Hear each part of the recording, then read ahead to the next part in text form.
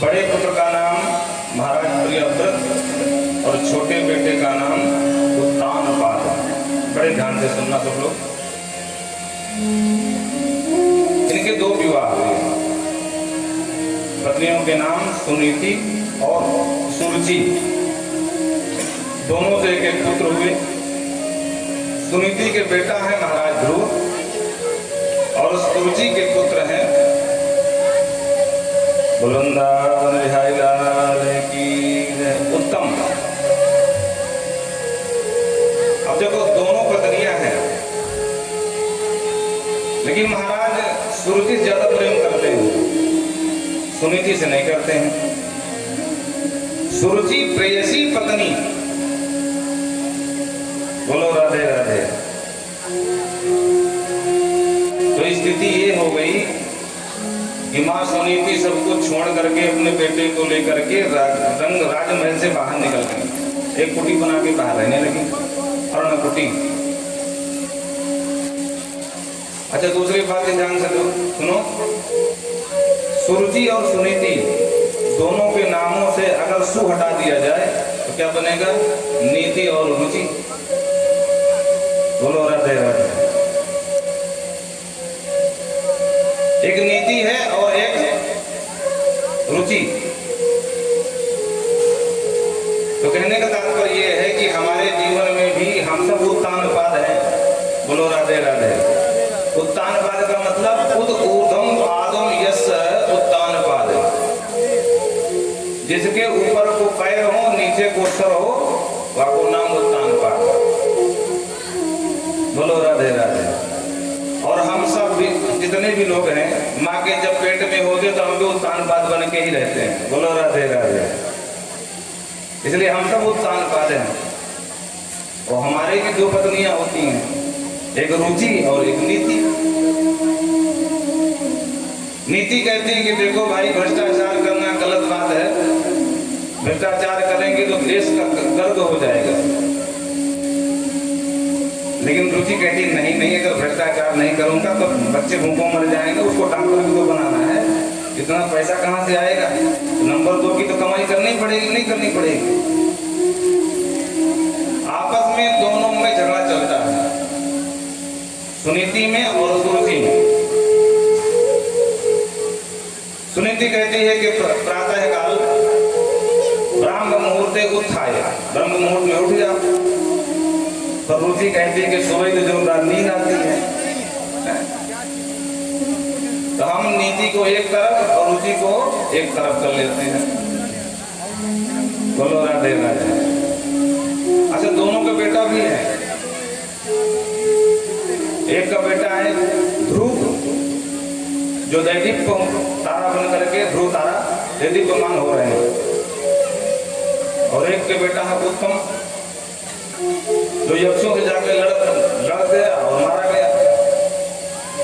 बोलो राधे राधे। कहने का तात्पर्य ये है कि क्या है, ध्रुव जी खुद मुक्त हुए और अपनी माँ को भी मुक्ति दिलाई। जो नीति के अनुसार चलते हैं थोड़ा परेशान हो सकते हैं, लेकिन उनका पतन नहीं होता है। लेकिन जो सुरुचि के अनुसार चलते हैं कि भैया आज तो ब्लैक मनी इकट्ठा कर लो, कल जो होगा देखा जाएगा। ये करोड़ की बात नहीं होती है, यहाँ 1000 करोड़ 1100 अरबों खरबों में महाराज पहुंच जाते हैं। और जब डंडा पड़ता है महाराज, जब कोई सन्यासी गद्दी पर बैठता है तो लेकर के बुलडोजर पहुंच जाते हैं महाराज। फिर क्या है, धमाधम सब सत्यानाश। अन्यायोपार्जितो द्रव्यम 10 वर्षाणि तिष्ठति, अप्राप्ते तु एकादशे वर्षे तत्समूलम विनश्यति। अन्याय से कमाया हुआ धन ज्यादा दिन टिकाऊ नहीं होता है।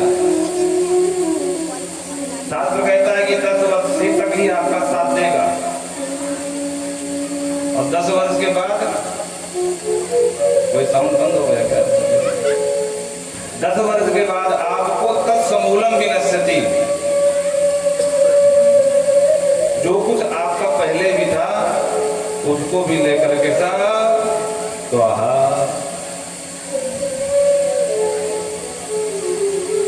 महाराज सुरुचि की बात माने, अंत में सुरुचि भी पुत्र को ढूंढते ढूंढते गई और जंगल में फंस गई, दावाग्नि में जल के मर गई। पर सुनीति का कुछ नहीं हुआ। तो हमारे आपके जीवन में भी ये 2 स्थितियां उत्पन्न हो जाती हैं। बोलो राधे राधे। 5 वर्ष के बालक हैं, पिता से मिलने गए तो धक्के मार के सौतेली माँ ने भगा दिया और कहती तपसाराध पुरुषम वे, हे ध्रुव तो भले ही राजा का बेटा है तो क्या हुआ, लेकिन इस गद्दी का अधिकारी तो नहीं है। क्यों? क्योंकि तू मेरा बेटा नहीं है, तेरा जन्म मेरे कोख से नहीं है। और अगर तुझे सिंहासन पर बैठने की इतनी इच्छा है तो गर्भे मांसादि आत्मानम, जाओ भगवान पुरुषाराध्य। ये भैया ऑपरेटर, ये क्या है? आराध्य पुरुषम, उस परम पुरुष आराध्य की उपासना करो।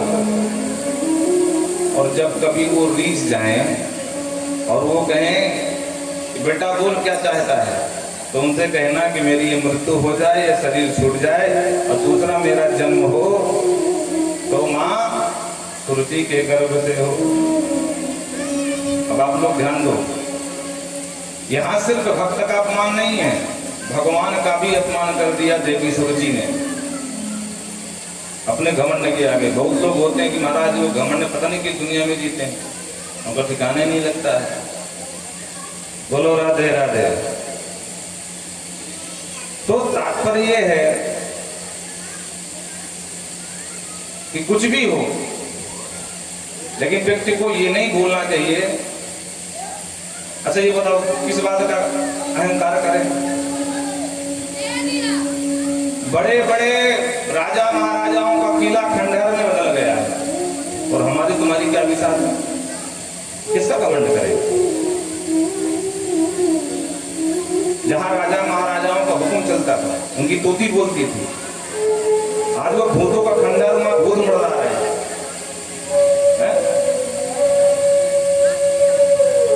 सरकार ने ऐतिहासिक धरोहर समझ करके उसको सजो के रखा है, वो अलग बात है। लेकिन जिसका अहंकार उनको भी रहा होगा कि देखो हम बादशाह हैं, लेकिन आज देखो स्थिति क्या है। तो अहंकार किस बात का करें? और इस तरह से महाराज छोटे से ध्रुव होते हुए माँ से बताया, मातु सपत्न्या सब रक्त विरुद्ध। माँ ने कहा बेटा तेरी सौतेली माँ ने जो कुछ भी कहा बिल्कुल ठीक कहा। तो बार बार पिता का पता पूछता रहा, मैं बता नहीं पाई, लेकिन उसने परम पिता का पता बताया है। माँ वो कहाँ है? बोले सब जगह है। ईशावास विदम सर्वम कलविदम ब्रह्म, ब्रह्मांड में कण अणु में कण कण में सब व्याप्त है। बोलो राधे राधे। अब जैसे कोई कपड़ा, कोई कहे कि भैया ये कपड़ा धागे से बना, धागा कहाँ है? बोले पूरा धागा ही तो है, एक एक निकालते चले जाओ, कपड़ा गायब, धागा अलग। उसी तरह पूरे विश्व में भगवान ही धागे के रूप में पिरोए हुए हैं। कहाऊ तो कहां जहां प्रभु नाही। बोलो राधे राधे। आज भरा नहीं मिला, लेकिन चलो ठीक है, जैसा चला बिगाड़ो मत, तो बिल्कुल सही चला। वृंदावन बिहारी तो कहने का मतलब ये है कि माँ कहती माँ मंगलम तात, वो तात तेरा खूब मंगल हो। और एक काम कर, जिस दिन तुम उन्हें मना लोगे तो कोई भी संसार की वस्तु अप्राप्त नहीं होती।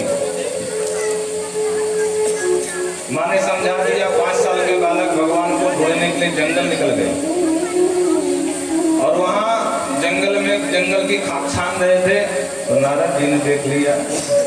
नारद जी ने टोक दिया, अहो तेजा क्षत्रियाणाम मान भंग नमस्कृताम। बालक, देखने में तुम क्षत्रिय लग रहे हो, कौन हो तुम? गुरु जी ने उत्तर दिया,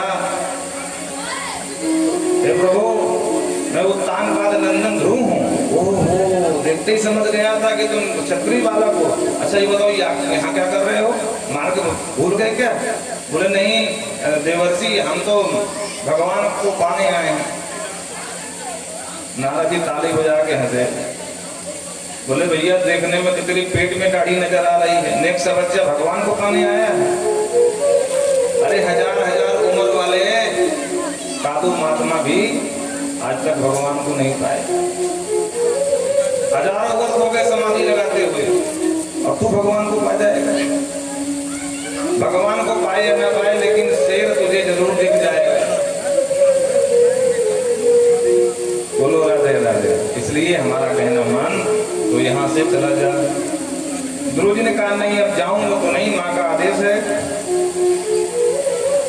ठोंक बजा करके देख लिया। देखो गुरु जब शिष्य बनाता है ना, तो पहले ठोंक बजा के देखता है कि पात्र है कि तो पात्र है। हाँ, जल्दी से राम नाम कोई देता नहीं है शिष्य को, और जो जल्दी से दे देते हैं ना, तो बाद में उनका पतन भी हो जाता है। बोलो राधे राधे। हाँ, बहुत चेले ऐसे मिल जाते हैं, महाराज आप ही सुनेंगे, कछु हो जाए। हाँ, पीछे पड़ जाते हैं। एक बार तो स्थिति ये बन गई, बोले हम हवन में ही नहीं बैठेंगे भागवत जी के। यजमान पुत्र ने कहा, अब हमको सुनाओ। हमने कहा भैया ये झंझट हमारे बस का नहीं है। बोले हम नहीं करेंगे। हमने कहा वो आपकी मर्जी है। बोलो राधे राधे। समझ गए कि निश्चय इनका है, सुनाएंगे तो है नहीं। कुछ लोगों ने बताया, बोले महाराज पास नहीं जाना, भागवत कर लो बस ठीक। बहुत लोग ऐसे मिल जाते हैं, ब्लैक मनी कमा करके और कुछ धन लगा करके अपने धन को सफेद कर लेते हैं, दान पुण्य करके सामंजस्य बना रहे। बोलो राधे राधे।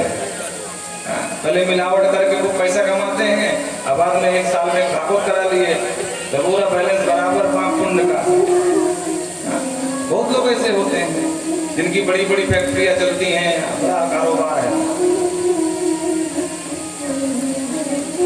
तो नारद जी ने ठोंक बजा के देख लिया। नारद जी ने कहा देखो इस तरह भगवान नहीं मिलेंगे। भगवान को पाने के लिए गुरु का मिलना बहुत जरूरी है। तो अब मैं गुरु जी कहाँ ढूंढूं? आप ही गुरु जी बन जाओ। तो नारद जी का कोई बात नहीं। तो नारद जी ने काम फूंक दिया, ओम नमो भगवते वासुदेवाय,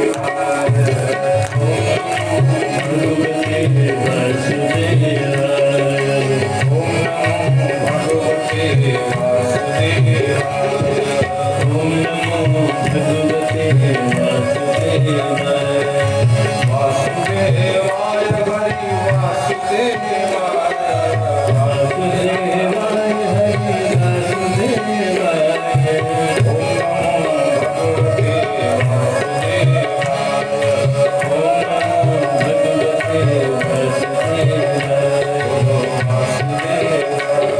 बोलो वासुदेवाय।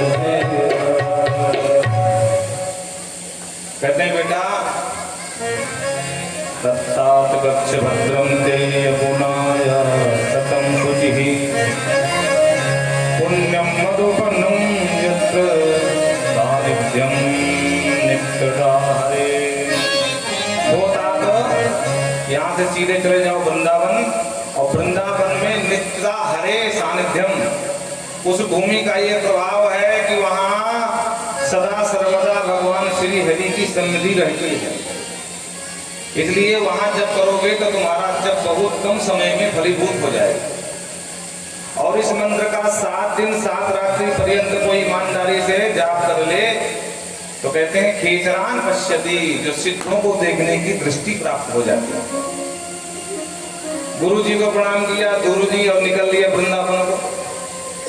तपस्या प्रारंभ करी, पहला महीना लगा तो तिरा प्रांते कपित्थ बदरासन। 3 दिन में सिर्फ एक बार लेते हैं आहार के रूप में कपित्थ और बद्रासन। कपित्थ माने कैसा और बद्रासन माने वीर। बोलो राधे राधे। वृंदावन में तो वही मिल सकता है। सेब के पेड़ तो वहाँ है नहीं कि अंगूर सेब हो, तो कश्मीर में पाए जाते हैं। बोलो राधे राधे। तो पहला महीना में नियम लगाया कि 3 दिन निराहार, 1 दिन आहार करेंगे। और जो दूसरा महीना लगा तो और नियम कड़ा कर दिया। द्वितीयम चा मासम षष्ठे षष्ठे भगो यथा। 6 दिन निराहार, 7वें दिन आहार करते हैं। कर्ण कर्णादि भी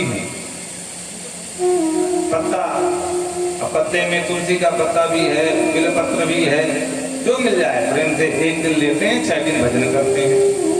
तीसरा महीना लगा तो और नियम कड़ा कर दिया। तृतीयम चा 9वें है, 9 दिन तक निराहार और 1 दिन लेते हैं अभक्ष। अभक्ष माने जमुना जी का जल। जो चौथा महीना लगा तो नियम को और कड़ा कर दिया। वायु बक्षो द्वादशे 12 दिन निराहार, 12 दिन के बाद 1 दिन आहार करते हैं, वो भी वायु का। ये भी योगिक क्रिया है। बड़े बड़े योगी वायु का आहार करके भी जीवित रहते हैं। जो गिरिकंदराओं में छुपे होकर के भजन कर रहे हैं, वो कभी आहार नहीं करते। वायु आहार कर लिए, राम राम भजन कर रहे हैं। और जो 5वां महीना लगा तो सारे पंच प्राणों को खींच करके ऐसा प्राणायाम चढ़ाया, ध्यान ब्रह्म पदे के न तस्थो स्थाणु निवाचला। एक पैर के बल खड़े हो गए और पूरे विश्व चराचर विश्व का प्राणवायु हुई और मुक्त कर दिया। सब लोग आपस में कांपने लगे, घबराने लगे, भागे भागे ब्रह्मा जी के पास गए देवता। और ब्रह्मा जी सबको लेकर के भगवान श्री हरि के पास गए। नैवं विदामो भगवान प्राणरोधा चराचरस्य किल सत्सुधाम। ब्रह्मा जी ने कहा, प्रभु मैं नहीं जानता हूं ये क्या हो रहा है, लेकिन हम सब का प्राणवायु अवरुद्ध हो रहा है। भगवान ने तुरंत आदेश दिया, बिल्कुल मत चिंता करो। दौत्यान पाद्र मई संग आत्मा। उत्तानवाद नंदन की जो आत्मा है वो मुझ में इतना मिल गई है कि मैं जब तक उससे मिलने नहीं जाऊंगा तो किसी का कल्याण होने वाला नहीं है। बोलो राधे राधे। और भगवान आज मधुर वनम भक्त निरीक्षया गता। वैसे देखा जाए तो भक्त भगवान के यहाँ जाता है, लेकिन यहाँ उल्टी गंगा बह रही है। भगवान को भक्त के यहाँ आना पड़ा। क्यों? क्योंकि तप का प्रभाव है। बोलो राधे राधे। तप बल रचई प्रपंच विधाता, तप बल रचई प्रपंच विधाता, तप बल रचई प्रपंच विधाता।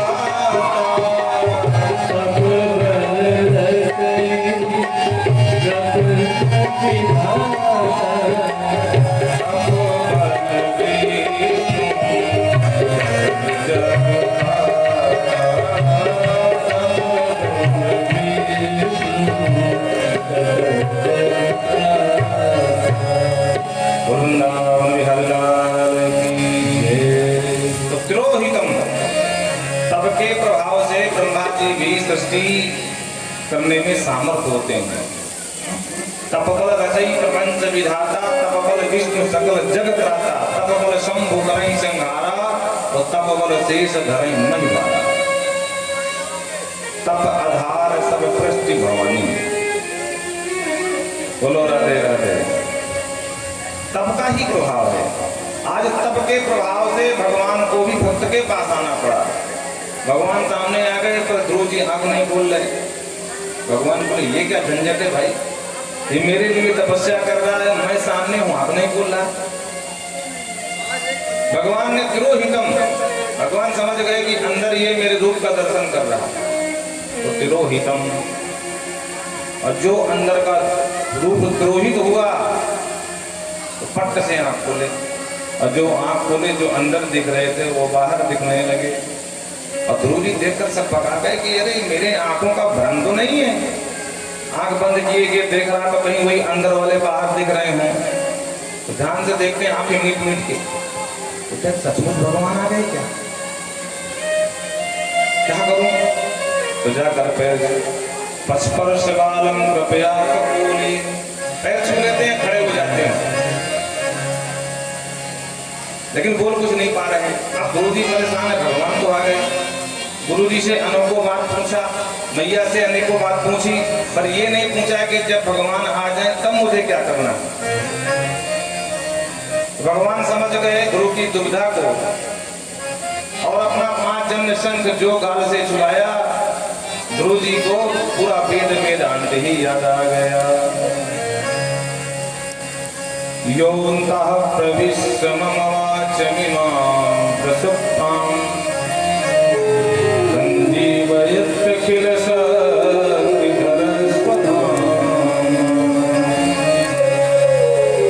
अन्यास्य हस्तचरण श्रवणत्वगादि प्राणान् नमो भगवते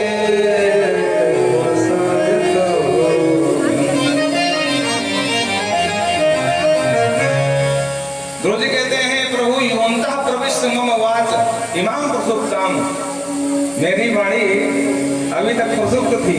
क्यों? क्योंकि अखिल शक्ति धरस्व धामना, समस्त शक्ति के धाम तो आप ही हैं। धाम का मतलब घर होता है। बोलो राधे राधे। तो जितनी शक्तियां हैं, हाथ में चलने की, पैर से चलने की शक्ति, और भगवान ने जिस दिन शक्ति खींचा तो बोले क्या हुआ, पैर तो हैं पर चल नहीं पा रहे हैं, घुटने काम नहीं कर रहे हैं। आंख से देखने की शक्ति, आंख तो है पर देखने की शक्ति गई, क्योंकि भगवान ने अपनी शक्ति को खींच लिया। कान तो हैं पर सुना नहीं जा रहा, क्योंकि भगवान ने कहा बहुत कुछ सुन लिया।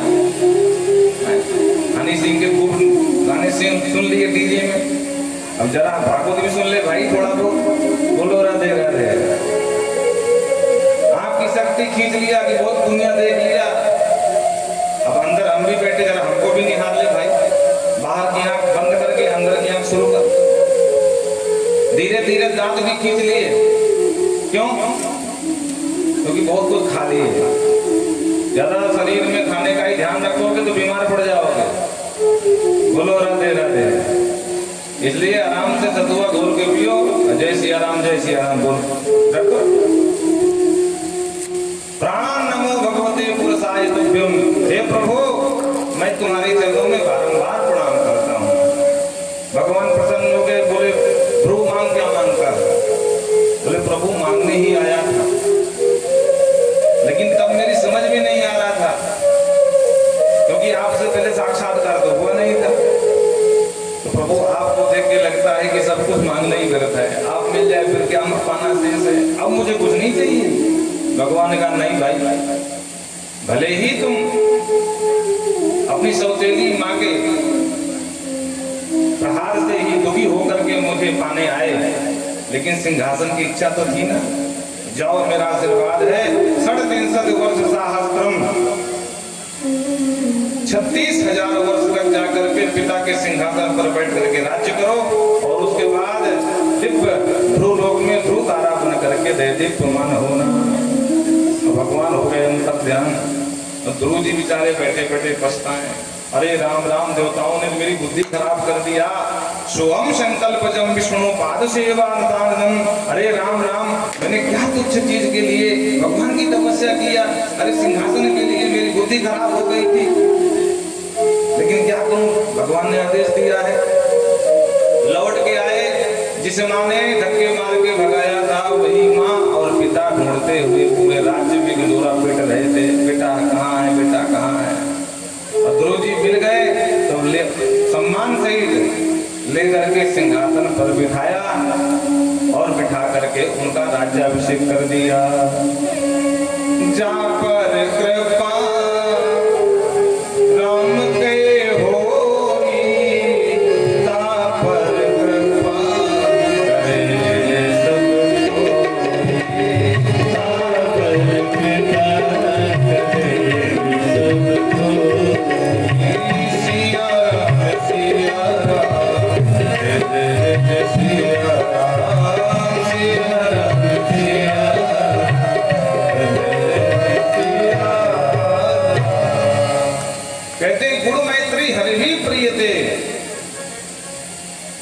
इसके पहले वही माता पिता है।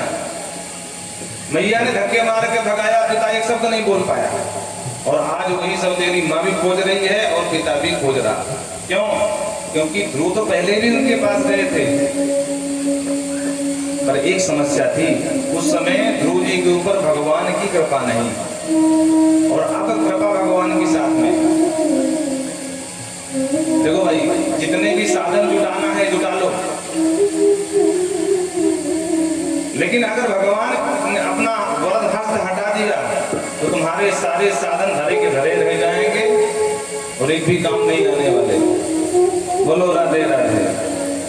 एक उदाहरण से समझो, महाभारत के युद्ध में अर्जुन और कर्ण दोनों में ज्यादा कोई भेद नहीं था, क्योंकि महाभारतकार लिखते हैं कि जिस समय दोनों तरफ से धनुष बाण छोड़े जाते थे, तो जब अर्जुन बाण मारे तो कर्ण का रथ 2 कदम पीछे जाए, लेकिन जब कर्ण बाण मारे तो 4 कदम पीछे निकल जाए। बोलो राधे राधे। तात्पर्य कहने का ये क्या है कि भगवान फिर भी कर्ण मार रहा है अर्जुन को तो 2 कदम पीछे जा रहे हैं अर्जुन, और अर्जुन मार रहा है 4 कदम पीछे जा रहा है कर्ण। भगवान कह रहे वाह कर्ण क्या बात है भाई, मानना पड़ेगा। अर्जुन ने कहा सरकार मैं मारता हूँ तो 4 कदम पीछे जा रहा है कर्ण, और वो मारता तो मेरा रथ 2 ही कदम जाता है, और फिर भी आप जयकार उसी कर रहे हो, बात क्या है? भगवान ने कहा अर्जुन तुम्हें रहस्य की बात नहीं पता है, बताएं? बोले तुम्हारे रथ के ऊपर ध्वजा में पूरे विश्व भार लेकर के बजरंगी भगवान श्री पवन पुत्र हनुमान जी महाराज विराजमान है, और स्थिति ये है कि मैं त्रिभुवन का भार लेकर के त्रिभुवनपति लगाम घोड़ों की संभाल कर बैठा हूँ, और फिर भी तेरा रथ 2 कदम पीछे तो जा रहा है ना। बोलो राधे राधे। अब कहीं अगर हम दोनों निकल गए तो तुम्हारे रथ का पता नहीं चलेगा कहाँ चला जाएगा। तो कहने का मतलब क्या है कि अर्जुन के ऊपर भगवान की कृपा थी और कर्ण के ऊपर भगवान की कृपा नहीं थी। तो हम साधन खूब जुटाएं, साधन जुटाने में कोई बुराई नहीं है, लेकिन भगवान को ही न भूल जाए। जैसे एक उदाहरण से समझो कि एक संख्या के आगे 0 लगाओ तो संख्या 10 हो जाएगी, एक 0 बढ़ाओ संख्या 10 गुनी और बढ़ जाएगी, 10 दाम 100, और एक और बढ़ाओ तो 100 दाम 1000 है? और 0 आपस में बोले वाह देख देख मैं आया तो 10 गुनी किया, उसने कहा मैं 100 बनाया, उसने कहा मैं 1000 बनाया, उसने कहा मैं 10,000 बना दिया। आदि में खड़ा अंग बोल पड़ा, बोले भैया तुम ही बड़े बने रहो हम चले। अब विचार करो कि अगर आदि का अंक निकल जाए तो 0/0 क्या बचा? कुछ नहीं बचा। इसलिए बाबा तुलसी को लिखना पड़ा कि राम नाम वो अंग है, सब साधन है सोन, और अंक गए कछु हाथ नहीं, अंक रहे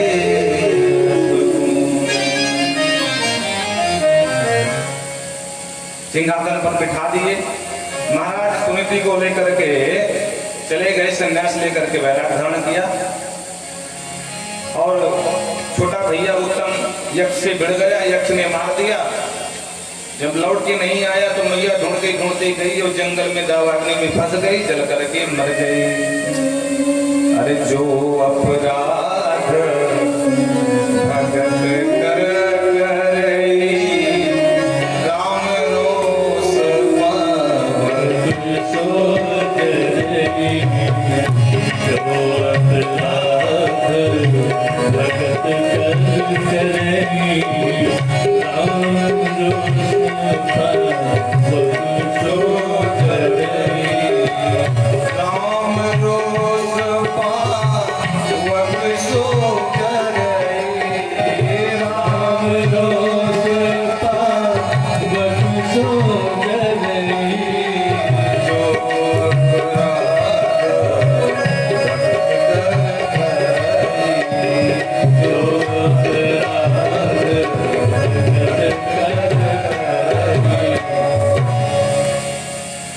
तो अपराध करने का ये परिणाम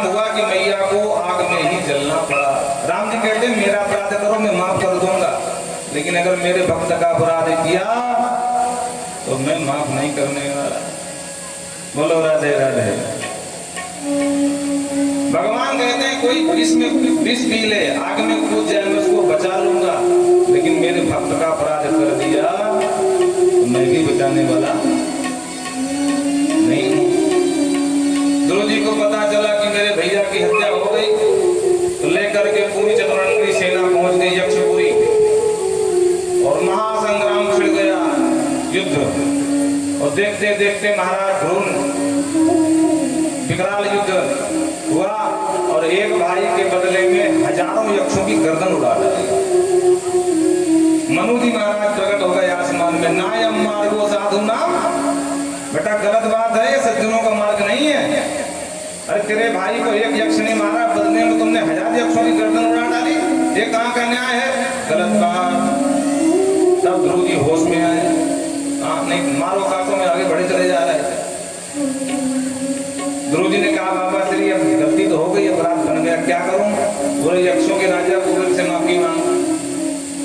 कुबेर के पास ले गए, माफी मंगवाया। कुबेर जी ने कहा देखो मनु, हम वस्तुतः इस तुम्हारे नाते के ऊपर बहुत क्रोधित थे, लेकिन अब तुम ही लेकर के आए हो तो माफ। यही बड़ों का धर्म होना चाहिए। पहले के लोग इतने समझदार थे कि अगर अपना बेटा या नाती कोई गलत करता है, तो कोई अगर उलाहना देता है तो लोग उसको सीरियस लेते थे, नहीं बाप इसने गलती किया हो। पर आज का युग बदल गया, बोले हाँ अपने बेटे को देख लो, बाद में मेरे बेटे की बुराई करना। और स्थिति ये हो गई कि हमारे आपके बच्चे आगे नाच न पाछे पका, कोई देख भी रहा, बोले हमसे क्या मतलब, फालतू में घर से बताएंगे तो ऊपर से झगड़ा कौन मोल लेगा। बोलो राधे राधे। नहीं पहले सारे गुप्तचर होते थे, अगल बगल पड़ोसी, पता है आज तुम्हारा बेटा कहाँ था, बोले वहाँ, और पिता ज्यादा मिला कर 3-4 थप्पड़ लगाता। लेकिन आज स्थिति उल्टा हो गई, और इसका सीधा सा कारण ये है कि आजकल संतान बिगड़ती चली जा रही है, क्योंकि भय किसी का है नहीं। और एक बार अगर किसी ने बता भी दिया तो अपने पिता को बोले पिताजी तो झूठ बोल रहे हैं, क्योंकि अपने बच्चे पर विश्वास है, पड़ोसी पर तो नहीं। और इस तरह से पश्चाताप की आग में जले और जाकर के गंगा के किनारे तप किया ध्रुव जी ने पुनः। और तप करते करते एक दिन आकाश मार्ग से भगवान के पार्षद विमान लेकर आ गए। चलिए महाराज पधारिए, आपका समय पूरा 36,000 वर्ष पूरे हुए, आपको लिवाने आए हैं। ध्रुव जी बैठ गए, जैसे ही बैठने को चाहा इतने में मृत्यु देवता आ गए, यमराज, और हाथ जोड़ के बोले बेटा ध्रुव गजब मत कर भाई, ये मृत्यु लोक है, यहाँ बिना मुझसे कोई मिले नहीं जा सकता, यहाँ से जो जाता वो मर के जाता है। बोले अच्छा एक काम को इधर आओ।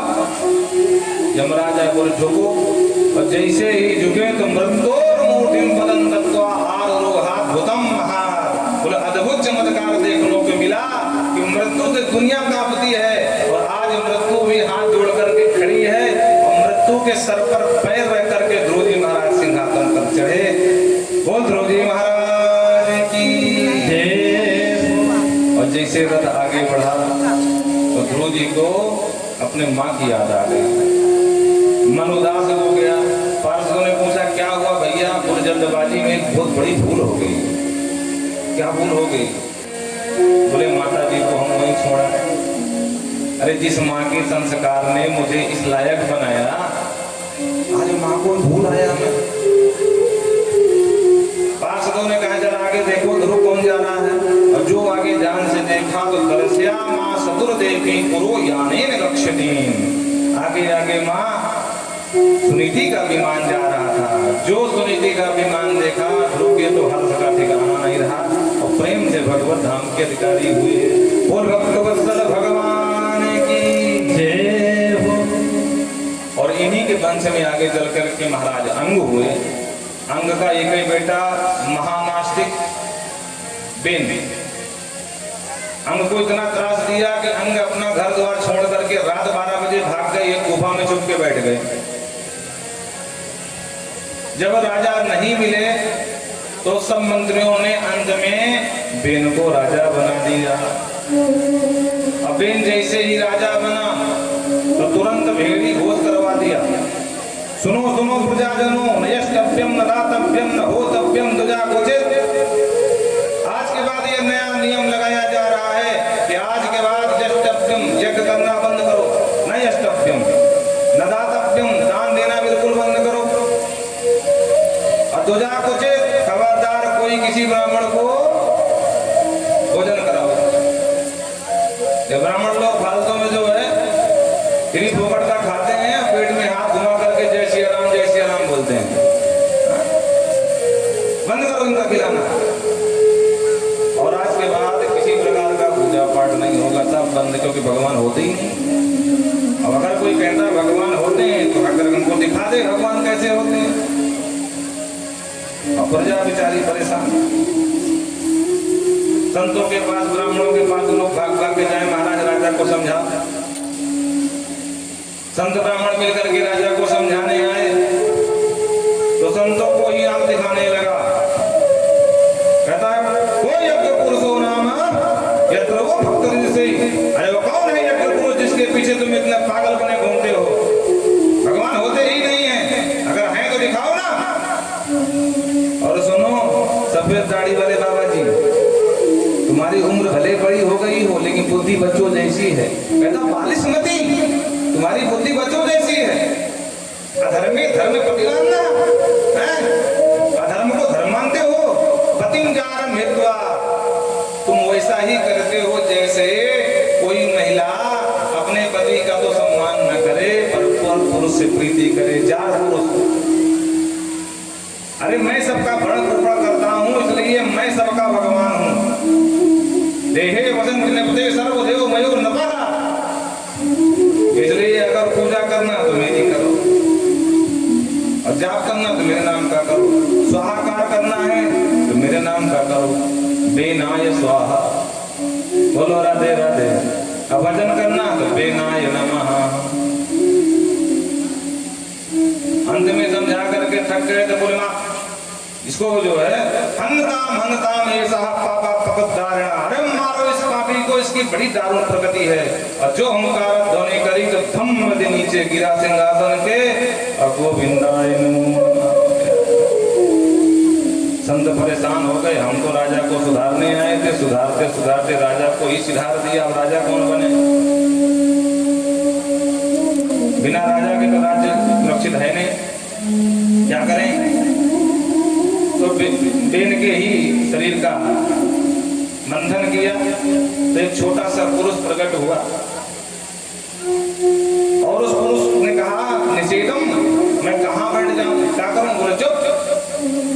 और यहीं से निषाद की उत्पत्ति हुई, जो गिरी गुहाओं में, जंगलों में रहने लगे। पुनः मंथन हुआ तो साक्षात भगवान प्रभु और देवी अर्ची का प्रादुर्भाव हुआ। दोनों का सिंहासनारूढ़ कराए, अभिषेक हुआ, और इन्होंने नगर ग्रामों की व्यवस्था बनाई। प्रजा को बुलाकर उपदेश देते हैं कि देखो भाई, राजा का धर्म है प्रजा से कर ले, और प्रजा के लिए धर्म की शिक्षा भी दे। अहम दंड धरो राजा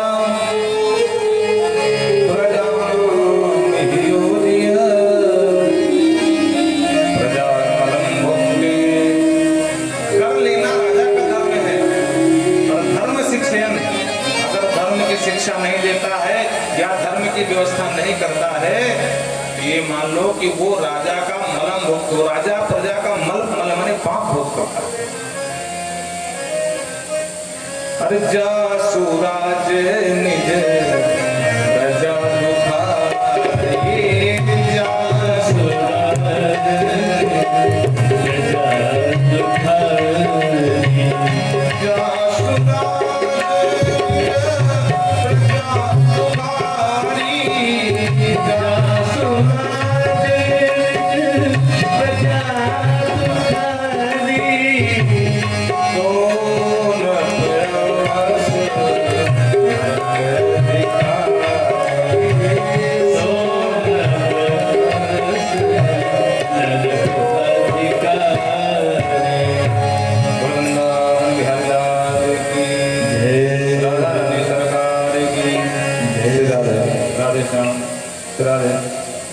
तुम बहुत कम हो तो मीठा करो सूखा सूखा बोल रहा है। चला दे राधे श्याम वृंदावन बिहार लाल की जय। इस तरह से नगर ग्रामों की व्यवस्था बनाई। इतना ईगो क्यों डालेगा? हल्का सा बेचता तो हल्का सा। और ईगो बहुत ज्यादा भैया, कम करो इसको। कौन बढ़ा दिया? कल तो नहीं ईगो था।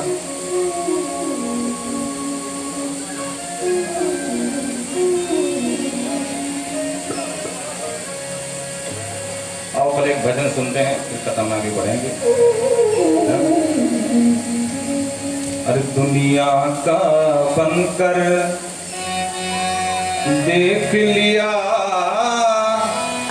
श्यामा का बनकर देख जरा, दुनिया का